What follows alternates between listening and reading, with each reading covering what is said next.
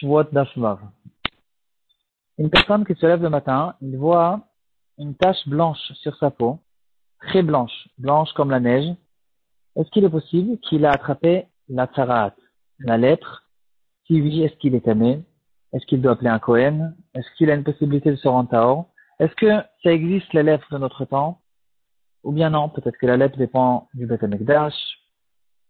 C'est ce qu'on va essayer de voir aujourd'hui. On a vu longuement dans les parachutes précédentes, Tazria, Metzora, toutes les halachot, et toutes les sortes et les possibilités de lèpre. Et là-bas, c'est écrit nulle part que la lèpre arrive que du temps du Beth Amikdash. Est-ce que la lèpre, d'abord, c'est une plaie, c'est une maladie, ou bien c'est peut-être quelque chose de céleste qui arrive par naissance, et c'est même pas une maladie? Dans notre sugia aussi, c'est le sujet de notre sugia dans Daf Vav, la Gemara, elle parle des plaies de la tsaraat. Celui qui est Metzora, il fait partie des tumot les plus graves qui existent. Il doit sortir des 3 camps complètement, il sort complètement de la ville si c'est une ville entourée de murailles. Et jusqu'à que c'est devenu au fait les halachot de la tsaraat, des halachot tellement compliqués et graves que c'est devenu au fait comme un exemple. Quand Rabbi Elazar ben Azaria, il a demandé à Rabbi Akiva d'étudier la Torah en Iyun, ne pas rentrer trop dans les Hagadot, alors il lui a dit Klach medavrotecha velech etzel negaim vaolot. Va t'enfoncer dans les halachot de Negaim, c'est justement les halachot de la lèpre, et Aolot, c'est les halachot difficiles de Tumat Met, et comment la Touma elle passe, etc. Gemara dans le Sechet Sanhedrin, dans le Mersaïm. On l'a vu il n'y a pas très très longtemps.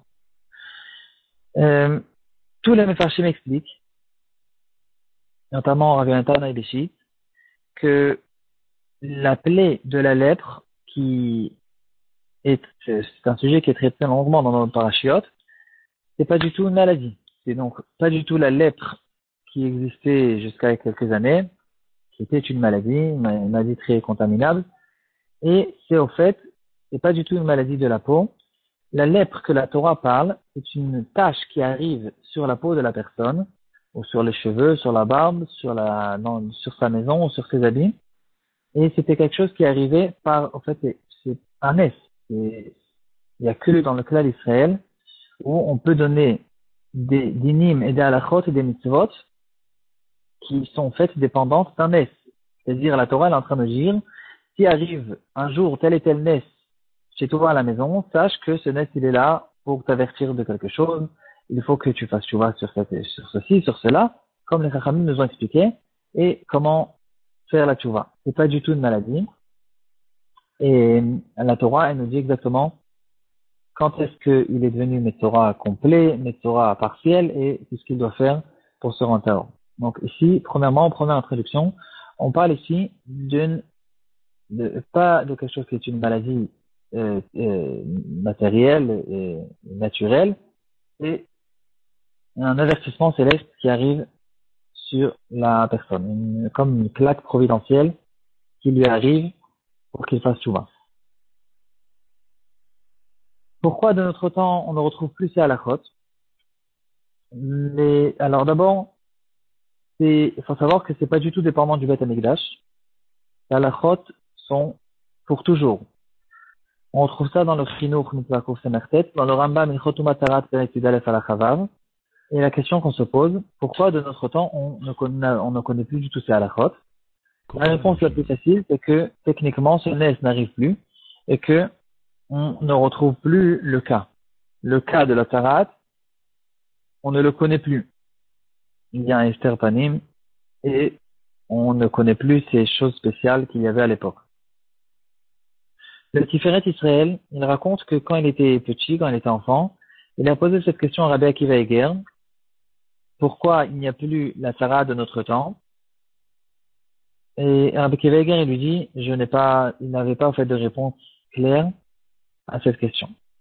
Une des réponses qui a été donnée par le Ridvaz, et que propose aussi le Tiferet Israël, c'est un Mefarech sur les Mishnayot, il dit que de notre temps, on n'a plus vraiment les Kohanim Miyuchasim.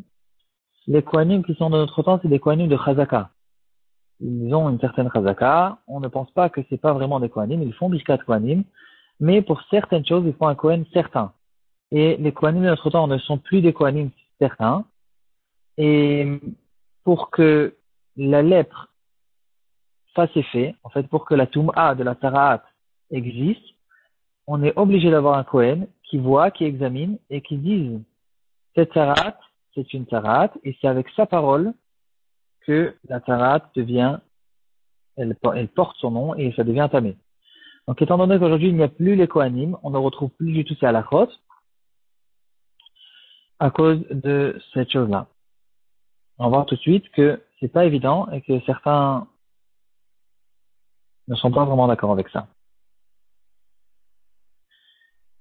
D'autres poskim, ils disent que les halachot de Tarat est des halachot qui sont très compliqués. Il y a par exemple, rien que dans le blanc de la Tarat, il y a 4 possibilités. Il y a 4 sortes de blanc. Il y a le blanc comme le mur du Echal du Beth Amikdash, le blanc comme la neige, le blanc qui est comme de la laine, et le blanc comme le blanc de l'œuf. Et ces 4 sortes de blancs qui sont 4 blancs différents, et ils ont des halachot différentes. Et la raison pour laquelle, d'après certains, il n'y a plus la Tara de notre temps, on a trouvé dans un midrash l'Ekartov, qui dit à Rabbi Yochanan miyom shecharav bet hamikdash en tum'a mimetzora she'en ba moré.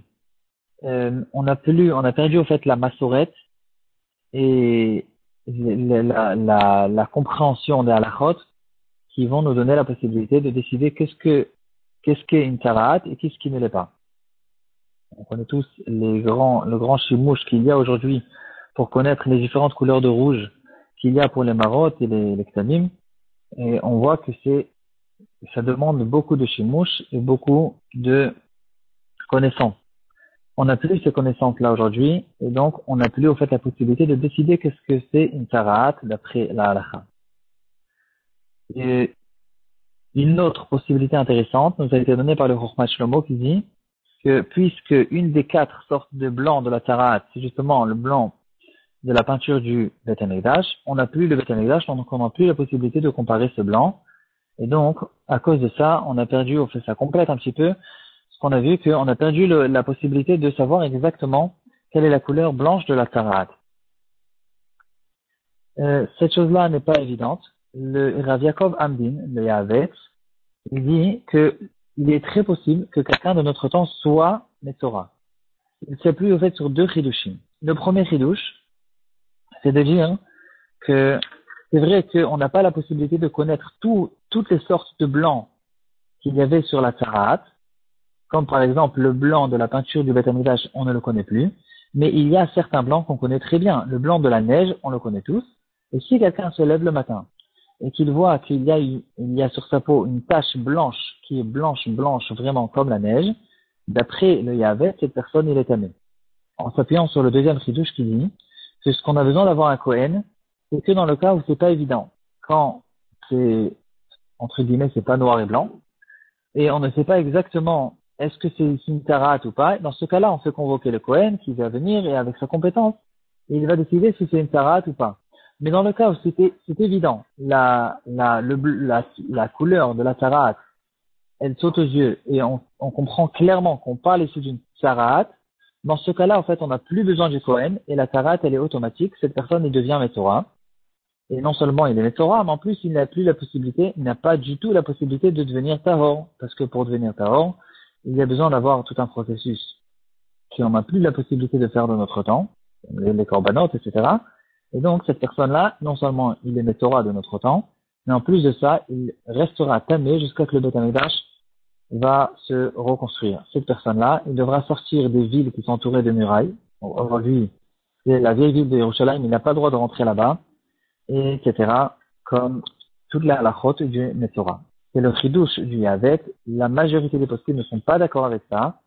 Et surtout sur le deuxième chidouche, ils disent que non, le Kohen, il est obligatoire, pas pour examiner la taraat, pas seulement pour examiner la taraat, mais même pour donner le nom de la taraat, il y a besoin du Kohen. La parole du Kohen, qui dira Tamé ou Tahor, c'est ça qui fera effet. En fait, c'est cette parole qui fait la taraat, et donc, tant qu'on n'a pas de Kohen, non seulement on n'a pas de Kohen, mais en plus cette personne, il n'a pas convoqué de Kohen pour que ce Kohen dise que c'est Tamé, alors dans ce cas-là, il n'est pas Metzora. une histoire pour finir qui est arrivée dans notre temps justement sur un sujet de Taraat. C'est l'histoire de Rav Moshe Feinstein. En fait, il y a deux histoires sur Rav Moshe Feinstein qui se ressemblent. La première, c'est l'histoire de Rav Moshe Feinstein lorsqu'il était rave, un jeune rave en Russie. Il a été convoqué par une personne il est tombé brusquement, il est tombé très malade et il était mourant. Ils l'ont convoqué chez lui à la maison. Cette personne, quand le Rav est rentré dans la chambre, il s'est retourné vers le Rav. Il avait beaucoup d'efforts, il lui a raconté l'histoire suivante. D'abord, il avait une maladie très bizarre que les médecins ne savaient pas quoi faire. Sa langue, elle s'est enflée jusqu'à qu'il n'arrivait presque plus à respirer. Avec ses derniers souffles, il a raconté à Rav Moshe Feinstein que la veille, il a dit du mal sur les deux filles de Lot, sur ce qu'elles ont fait dans Parashat Vayera. Et la nuit, les filles de Lot sont arrivées chez lui dans le rêve. Elles étaient très snouotes. Elles lui ont dit que ce qu'elles ont fait, c'était les Shem Shamaïm. Et à cause du fait qu'il a parlé la Shonara sur elles, il aura maintenant la punition que les Meraglim ils ont eue, que leur langue, en fait, elle s'est enflée jusqu'à ce qu'ils se sont étouffés. La deuxième histoire, c'est l'histoire de Moshe Feinstein quand il était déjà en Amérique. Il est monté à la Torah et il a vu que le Bachor qui était monté à la Torah juste avant lui, dans la montée d'avant, donc ils se sont retrouvés proches l'un de l'autre. Il a posé sa main sur la bima, il a remarqué que ce Bachor, il avait une tache sur sa peau qui était exactement une tache de Taraat. Alors Moshe Feinstein qui connaissait toute la Torah jusqu'au bout des doigts, et même la halachot que personne ne connaît de notre temps, elles étaient connues halakha le maaseh chez Rav Moshe Feinstein. Et Rav Moshe Feinstein lui a dit, regarde, tu as ici un gros problème. Ce que tu as d'après la halakha, c'est une taraat, et tu dois faire attention, tu dois faire tchouva, etc. J'espère que je me rappelle bien des détails. Est-ce que j'ai mélangé les deux histoires et c'était le Bachou qui avait parlé sur les filles de Lot et l'histoire de cette personne en Russie, c'était une autre histoire. En tout cas, on voit ici qu'il y a eu quand même, apparemment, si cette histoire elle est précise, il y a eu une histoire de quelqu'un qui a une Sarah de notre temps et que, au moins, pour l'éveiller à la tchouva, Moshe Feinstein, il lui a dit de faire attention. Malgré que, apparemment, à cause de toutes les raisons qu'on a vues, c'est pas considéré vraiment comme une Sarah d'après la halakha.